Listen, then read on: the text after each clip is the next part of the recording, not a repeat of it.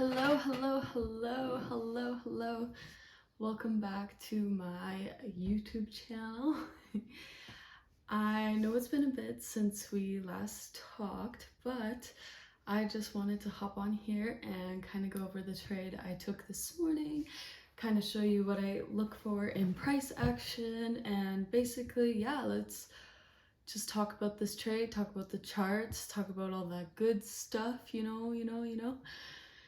So, welcome back. Cheers to all my friends out there who are watching this, and I hope you enjoy this video.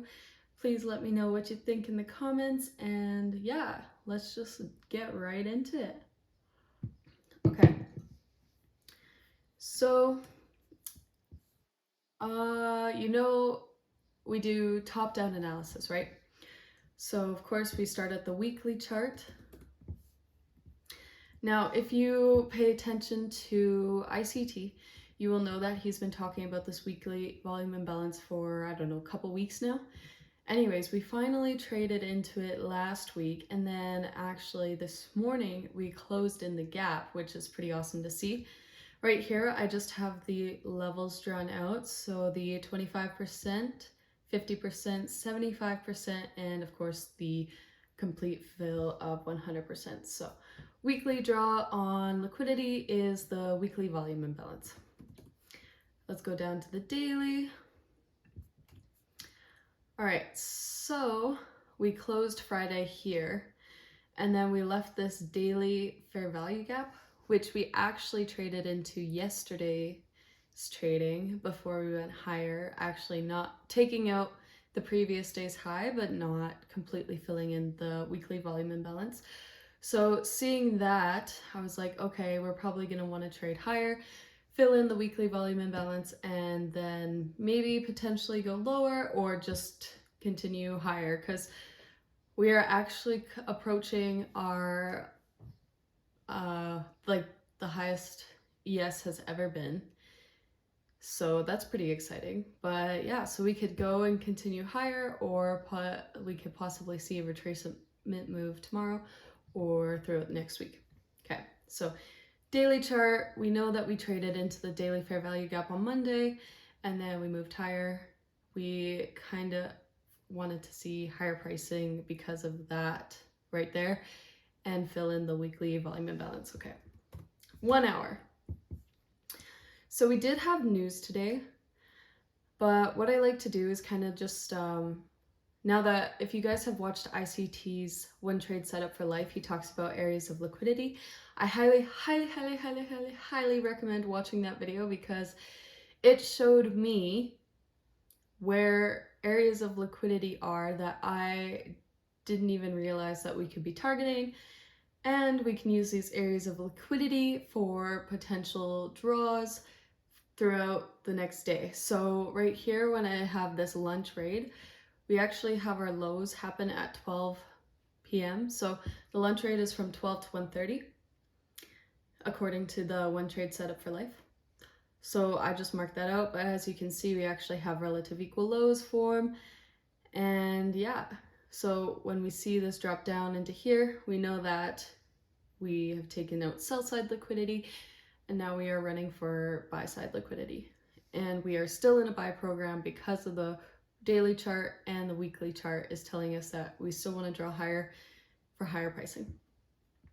Yeah, I also had this 1 hour fair value gap marked out just in case we wanted to come down lower potentially and then drive higher, but of course we did not do that. Yesterday we made this huge wick right here, so I had the consequent encroachment of the 1 hour wick just for targeting purposes. And when we drop down to the 15-minute time frame, it is truly beautiful and makes a little bit more sense. All right, so of course Monday's high, so then I also have this 15-minute wick here. I also drew the consequent encroachment of that wick, and then of course this high comes in at 3:15 p.m. so that makes our New York session PM highs, which is also an One Trade Setup for Life for areas of liquidity.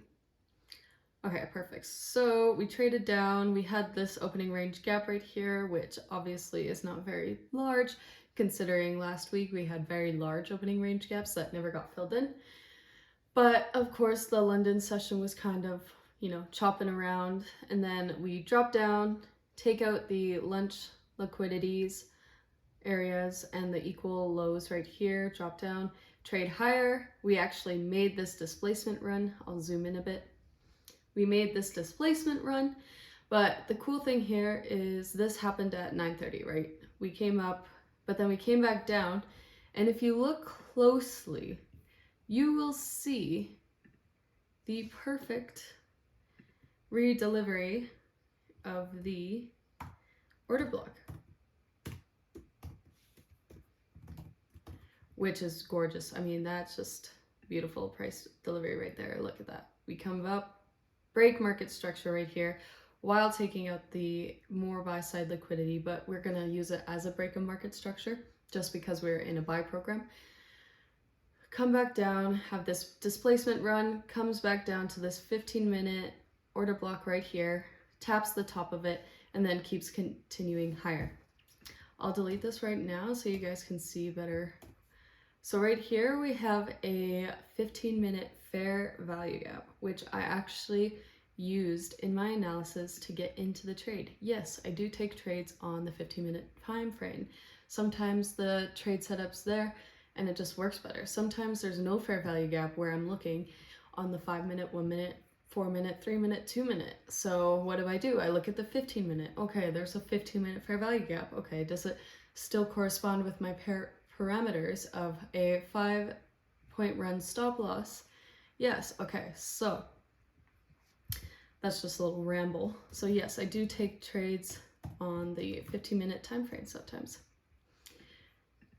And this is a perfect example. But if we look closer, you can see that the middle point of this 15-minute fair value gap is right about there. Look at how close the wick of this candle comes down to this consequent encroachment of the fair value gap. Why is that important?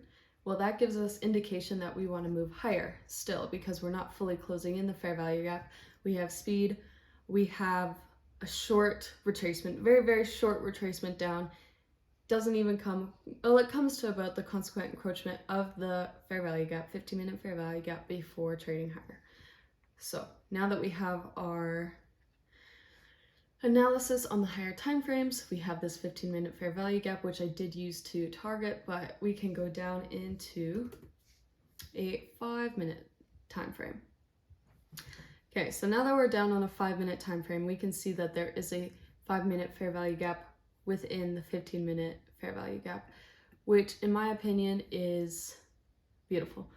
We come down, trade, and then bounce right off, which is just great price action, really. So what I did was I targeted the 15-minute fair value gap, 5-minute fair value gap because we got a better stop loss there, comes down into the 5-minute fair value gap before rallying higher to our target of filling the weekly volume imbalance.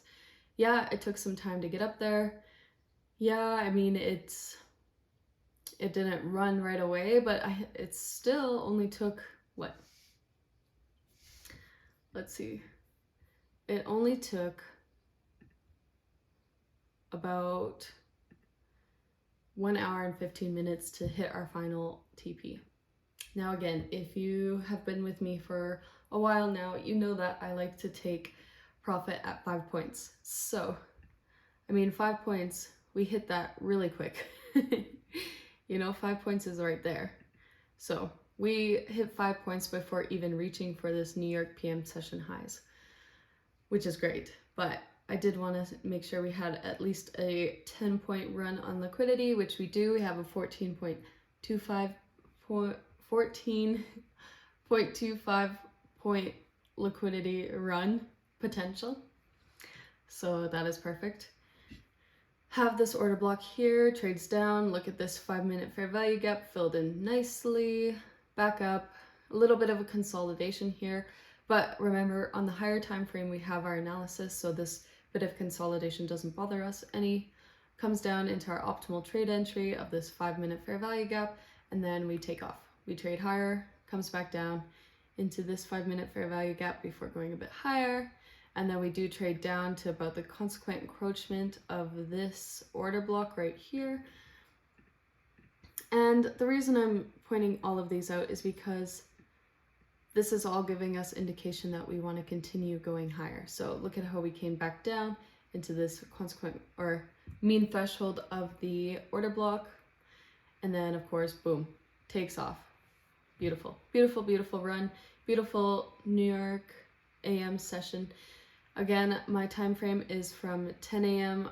to 11 a.m. If you guys follow ICT, you will know that's his New York AM session ICT silver bullet trade time frame, which is killer. So of course I wait for my time frame, but since we had our analysis on higher time frame, we knew that we could trust this 5-minute fair value gap right here, and then boom. Beautiful trade, beautiful, beautiful. Came into the fill of the weekly volume imbalance while also taking out all these areas of liquidity that I had marked out. And yeah, I mean, now that we've reached our objective for the week, we kind of just want to sit on our hands, kind of watch the market, see what it does, and potentially we could go higher. We could make new all-time highs, which our new all-time highs is about 4611.25. Or sorry. Wow. All-time high is kind of higher. All-time high is 47825. I don't think we'll be getting there this week, but I mean, you never know, right? Who knows though? We could see higher highs until we reach a new all-time high and then continue higher or drop. But we are not in the business of picking tops and bottoms. So when we see the market wanting to make higher highs, wanting to continue higher, what do? We know that it's in a buy program. Okay, so now we look for PD arrays that support our buy model, supports price. So this right here, the order block right here, the fair value gap right here, these are all things supporting my idea that the market wants to go higher and fill in that weekly volume imbalance. When we have displacement runs like this during the macros too, that's super key, especially when it comes down again. In our time frame, we came down into the 5-minute FVG at 10:30 a.m. So perfect. It's in our ICT silver bullet time frame. Trades higher. And then yeah, it just wanted to continue higher. So just because it is taking out areas of liquidity, we want to remember that we're not in the business of picking tops and bottoms, and if the market wants to go higher, it's gonna go higher, and that's just that. Yeah, beautiful trade. Anyways, I wanted to give you a little tip. If you are sticking around to the end, thank you very much. I appreciate you. So my tip is I have like this little checklist, and I wrote it down in a text. So basically I just like wrote it in a text, and then I saved it as a template. Now I have my rules checklist as a template that I can put on any chart that I want, and it just comes up. I don't have to rewrite it out. It's right there. I can look through. I can know exactly what I'm looking at, what I'm looking for. Kind of gives me more clarity, kind of gives me an opportunity to look through the market and see exactly where these checklists are. So let's see, draw on liquidity, check. We have the fill of the weekly volume imbalance as our draw on liquidity. Higher time frame objective, yes. We came down into the lunch raid session. We also had the daily fair value gap on Monday that we traded down into. So yeah, we took out liquidity, sell side liquidity here. Displacement, yep, we have a displacement right here. We have another displacement right here. Yes, we can target this. Break of structure, yep, we have this break of structure right here. Silver bullet time frame, yep, we took our trade at 10:30. Entry fair value gap, yep, our 5-minute fair value gap, that is our entry model. We use the fair value gap. 10-point TP, yep, we have a minimum of a 10-point run, right? Stop loss 5 points. Yep, perfect. We have a stop loss of 5 points. Nothing more, nothing less. Keeping it easy, keeping it simple. And then boom, that's our rules checklist. And this is our beautiful trade. Yeah. I know. I love it too. The markets have been really bullish for the past week and a bit now. So it'll be interesting to see how the rest of the week plays out. It is Tuesday, so we've already filled in that weekly volume imbalance, so who knows, we could potentially see lower pricing, or we could continue to go higher. I don't know. I don't know where my next draw on liquidity is. I just knew that the fill of the weekly volume imbalance was my first objective. Now it's time to take a step back, observe the markets, and go from there. Anyways, that is all for today. I hope you enjoyed this video. I hope you got some value out of it, and I hope you learned something. Maybe 2 things, maybe 3 things, maybe the rules checklist. I mean, seriously, just copy and paste it. Seriously, you can make a template on the text box. Make a template, just pull it up every single time you're about to take a trade. Go through the checklist really quick. Boom, boom, boom, done. You know, so yeah. I hope you guys learned something, and I have been missing making these videos. So I will see you all next week for sure. We will go over another trade, or it'll be something completely different.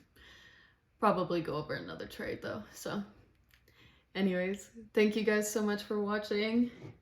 Cheers. And I'll see you all next time. Bye now.